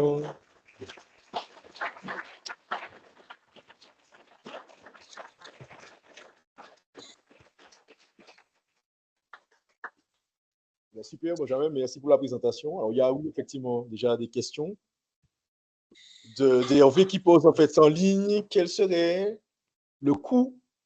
Le coût, c'est ça? Le coût des intelligences artificielles. Alors, il y a le coût pour développer ou le coût pour utiliser? Alors, le coût pour développer ou le coût pour utiliser, Hervé? Si tu peux écrire dans le chat ou prendre la parole. Pour utiliser. En fait, le coût pour utiliser, oui, si on prend un système où on a un appel à une interface à OpenAI ou Google, les coûts se baissent de façon vraiment drastique. Donc, dans ce cas-là, on ne va pas utiliser ChatGPT, mais on va utiliser vraiment un appel pour avoir une réponse selon nos données, etc. Mais de plus en plus, en fait, les coûts deviennent quasiment ridicules parce qu'il y a beaucoup de concurrence et donc les modèles les plus récents, en fait, ont toujours un prix qui est quand même acceptable, mais les modèles d'avant, qui sont déjà très, très bons, deviennent vraiment, vraiment très, très abordables, en fait, très cheap. Et donc, ça se passe, en fait, au niveau, on parlait des tokens. Donc, si on a une question, quelle est la taille, la longueur de la question, et quelle est la longueur de la réponse, en fait. Et donc, en fonction de ces deux tailles, on a un prix associé. Donc, les prix, c'est quelques cents pour 1 million de tokens, par exemple. Donc, on a vraiment de quoi voir venir. Donc, en fait, c'est pas très, très cher, hein. Je pense qu'il y a un business model à voir, à évaluer. Si on a un outil comme ça, combien d'utilisateurs on estime, quel type de questions, combien de questions par utilisateur, et on peut créer un petit budget très, très rapidement, en fait, parce que les prix sont fixes et les prix descendent surtout. Hier, je crois, Google a baissé de moitié tous ses prix sur les modèles mini, donc rien que ça fait 50% de savings. Donc, les prix pour utiliser sont très, très abordables, en fait. Et ils ont un intérêt à démocratiser ces outils parce que c'est des sources de revenus pour eux. Donc, plus les gens ont accès à ces outils, plus ça fait des revenus pour ces plateformes. Donc, ce sera pas très, très cher. Toujours sur la question des coûts, il y a les coûts pratiqués par les entreprises, mais il y a le coût énergétique réel. J'ai souvent entendu dire que les IA, enfin les algorithmes basés sur des réseaux de neurones, en fait, étaient très, très consommateurs en matière d'énergie, sur notamment du développement à la phase d'entraînement. Oui. Est-ce que vous pensez que les tarifs pratiqués par Google, en fait, ne dénotent pas de la consommation énergétique réelle? J'ai pas entendu la fin. La fin de la question, c'était? Est-ce qu'il ne fait pas un peu déraper, un peu abusif par rapport au coût énergétique que cela coûte vraiment? Oui. Non, le coût énergétique pour développer les modèles est énorme. Déjà, le coût en dollars, je crois que le chat GPT-4, c'était 10 millions de dollars pour développer GPT-4. Et en fait, les coûts associés à ça, ils utilisent des milliers en fait, de GPU. Donc, le coût énergétique est énorme. Facebook, par exemple, ils ont sorti un nouveau modèle hier, open source. Et donc, ils essaient de compenser en fait, les coûts énergétiques par soit mettre de l'argent dans des fonds spécifiques pour développer des forêts, etc. Donc, de plus en plus, les compagnies essaient d'être un petit peu sustainable et d'avoir au moins au moins de montrer une façade où, en fait, ils sont conscients du problème et ils essaient de compenser. Mais c'est sûr que c'est compris, en fait, dans le coût du modèle. Et là, les compagnies sont déficitaires, c'est sûr.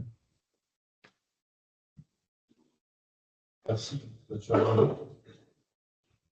Alors, question de Roland, ne faudrait-il pas développer une IA qui permet d'identifier des productions via IA?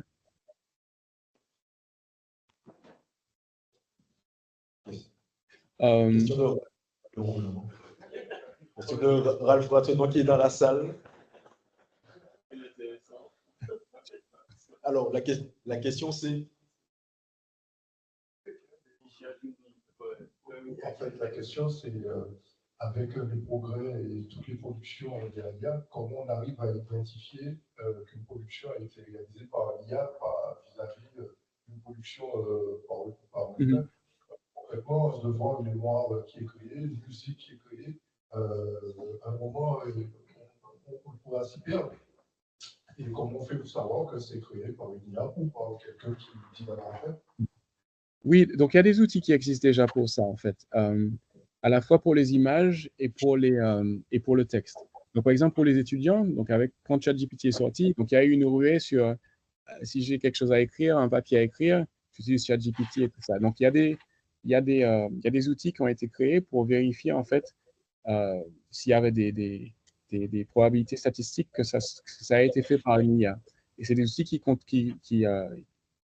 fonctionnent très bien, à tel point qu'en fait, les écoles utilisent ces outils pour les étudiants, pour être sûr que, par exemple, ils ne peuvent pas aller au-delà de 20% de leur papier qui est écrit avec l'IA.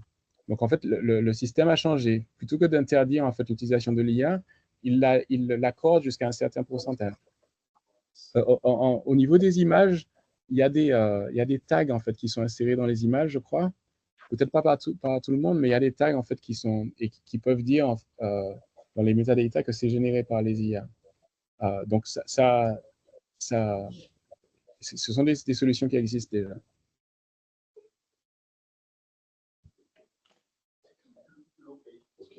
Non, c'est comme ça. Merci déjà.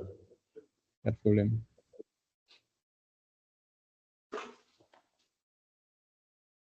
Très bien. Il y a une question là aussi dans le chat en ligne de Régis qui demande, qui dit merci Benjamin, est-ce que de continuer de nommer ce concept intelligence n'est pas le vrai danger?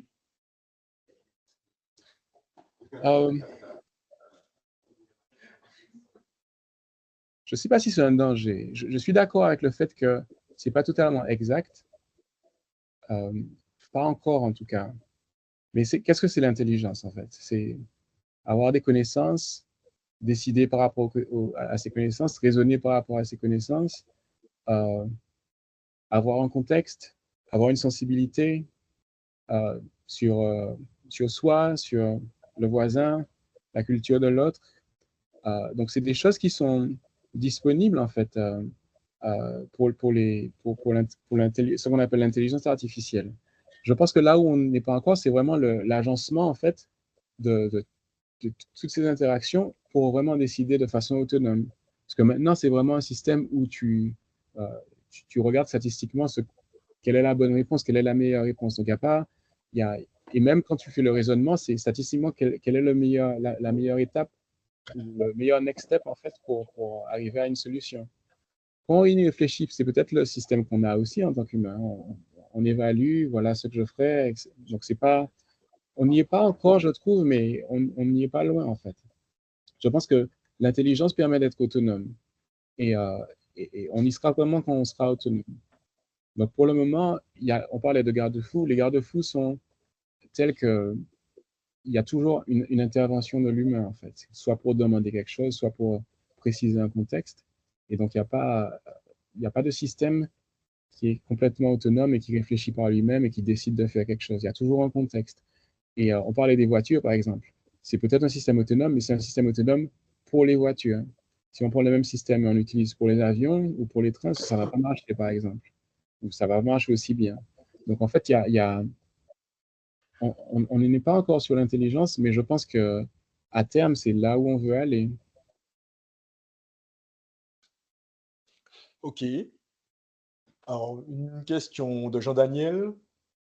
Y a-t-il des études sur l'impact du remplacement d'un agent humain par une IA? Sur un client, par exemple, utilisateur. Je ne sais pas si ce sont des études vraiment pour dire que, enfin, des études, de larges études. Mais à chaque fois qu'il y a un outil qui sort, il y a une sorte de validation. Il y a une validation technique pour dire voilà à quel point on est précis. Et il y a une validation commerciale. Une fois que l'outil est inséré en fait dans un site commercial, on évalue en fait l'impact de l'outil. Mais ça reste quand même sur une population qui est assez petite en fait. Donc, il y a beaucoup d'études qui sortent et qui disent, bon voilà, bon, je prends l'exemple de Healthcare, où à chaque fois qu'il y a un outil, on a un tel niveau de précision, etc. Et après, il y a des partenariats avec des centres cliniques pour dire, ben voilà, j'ai mon outil qui est censé être correct. Faisons une étude avec 1000, 2000, 5000, 10 000 patients pour voir en fait l'impact. L'impact de ça. Donc, l'outil vient pour soit améliorer un diagnostic ou soit améliorer le flow des patients dans le site clinique. Et donc, en fait, ce sont des métriques qu'on utilise pour dire si l'outil est correct ou pas. Quelque chose qui remplacerait un agent, je ne pense pas qu'il y ait des études encore, mais il y a des outils, en fait, qui permettent de remplacer les agents. Ou si on a 10 agents, on n'en a que 2, par exemple. Ça, c'est sûr. Mais, y a pas, mais ce sont des études qui sont controversiales, donc je ne pense pas, j'en ai pas cherché spécifiquement, mais ce serait des études qui seraient très, très controversiales.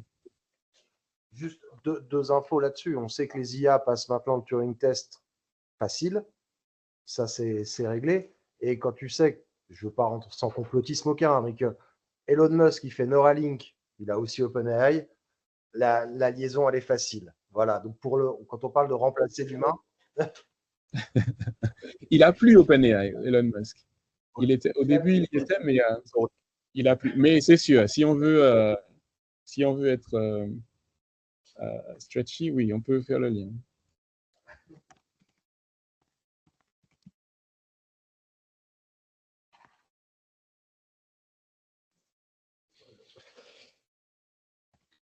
Merci, Benjamin. Je pense que dernière question. Et puis...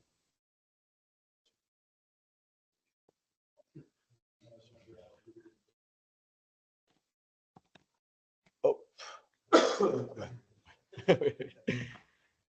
Alors, pas d'autres questions? En ligne non plus? Sur place, c'est bon, c'était clair? OK. Ben, merci encore pour cette présentation, Benjamin. Eh ben, merci à toi, ça m'a vraiment fait plaisir. Et puis, si franchement, il y a d'autres questions de problématiques, je serais vraiment ravi de contribuer et d'expliquer dans la mesure où je peux.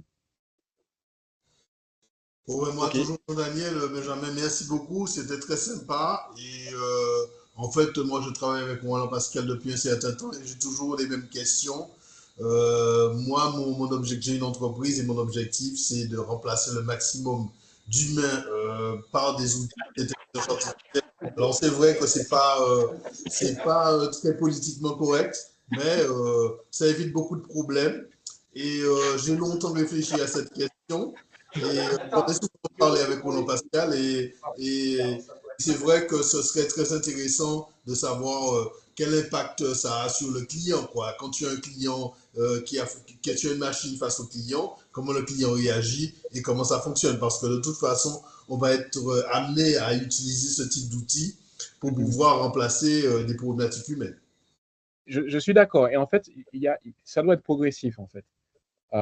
On peut faire beaucoup de choses avec l'IA, on peut avoir des avatars, et donc avoir des personnes factices, en fait, qui vont parler et expliquer aux clients, voilà ce qu'on peut faire et tout ça. Donc, je pense que ça sera progressif. D'abord, si on a un outil de conversation pour dire, que voulez-vous, voilà ce qu'on propose, etc. Donc, il n'y a pas la partie visuelle, en fait. Et je pense que c'est une approche qui est déjà utilisée et qui sera sûrement acceptée plus facilement, en fait, que la partie visuelle. La partie visuelle, ça va prendre un petit peu de temps et puis c'est sûrement un petit peu plus compliqué à mettre en place. Compliqué à mettre en place parce qu'il faut on parlait de sensibilité des outils. Comment on crée en fait un avatar qui sera sensible à la personne à laquelle on parle en fait. Donc, parce qu'il faut tenir ça en compte. Est-ce que ce serait mieux d'avoir un homme, une femme? Donc, il y a plein de choses intéressantes. En tant qu'entreprise, si on veut maximiser la relation. Il peut choisir aussi. Il peut choisir. Il y a un outil qui lui permet de choisir le type d'avatar avec qui il a envie d'être confronté, quel type de personnalité, etc. Enfin bon, un tas de choses peuvent être faites. Voilà. Et ça va sûrement passer par là, en fait. En premier lieu, avoir un outil qui permet de configurer l'avatar.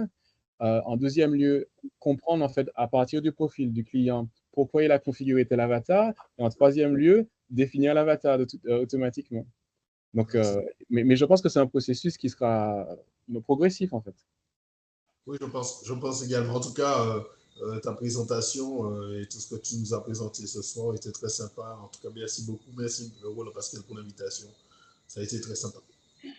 De rien, merci. Normal. Ok. Ok, ben, nous on va procéder en fait à de petits échanges, networking, on a un petit buffet, donc je vous invite à rester. Et c'est dommage, la prochaine fois que tu viens, on fait ça en live. Ça marche. On pourra continuer les échanges. Ça marche. Merci encore, merci à tous. Merci à tout le monde. Bonne soirée. Bye bye. Merci, à bientôt. Bye bye. Ciao.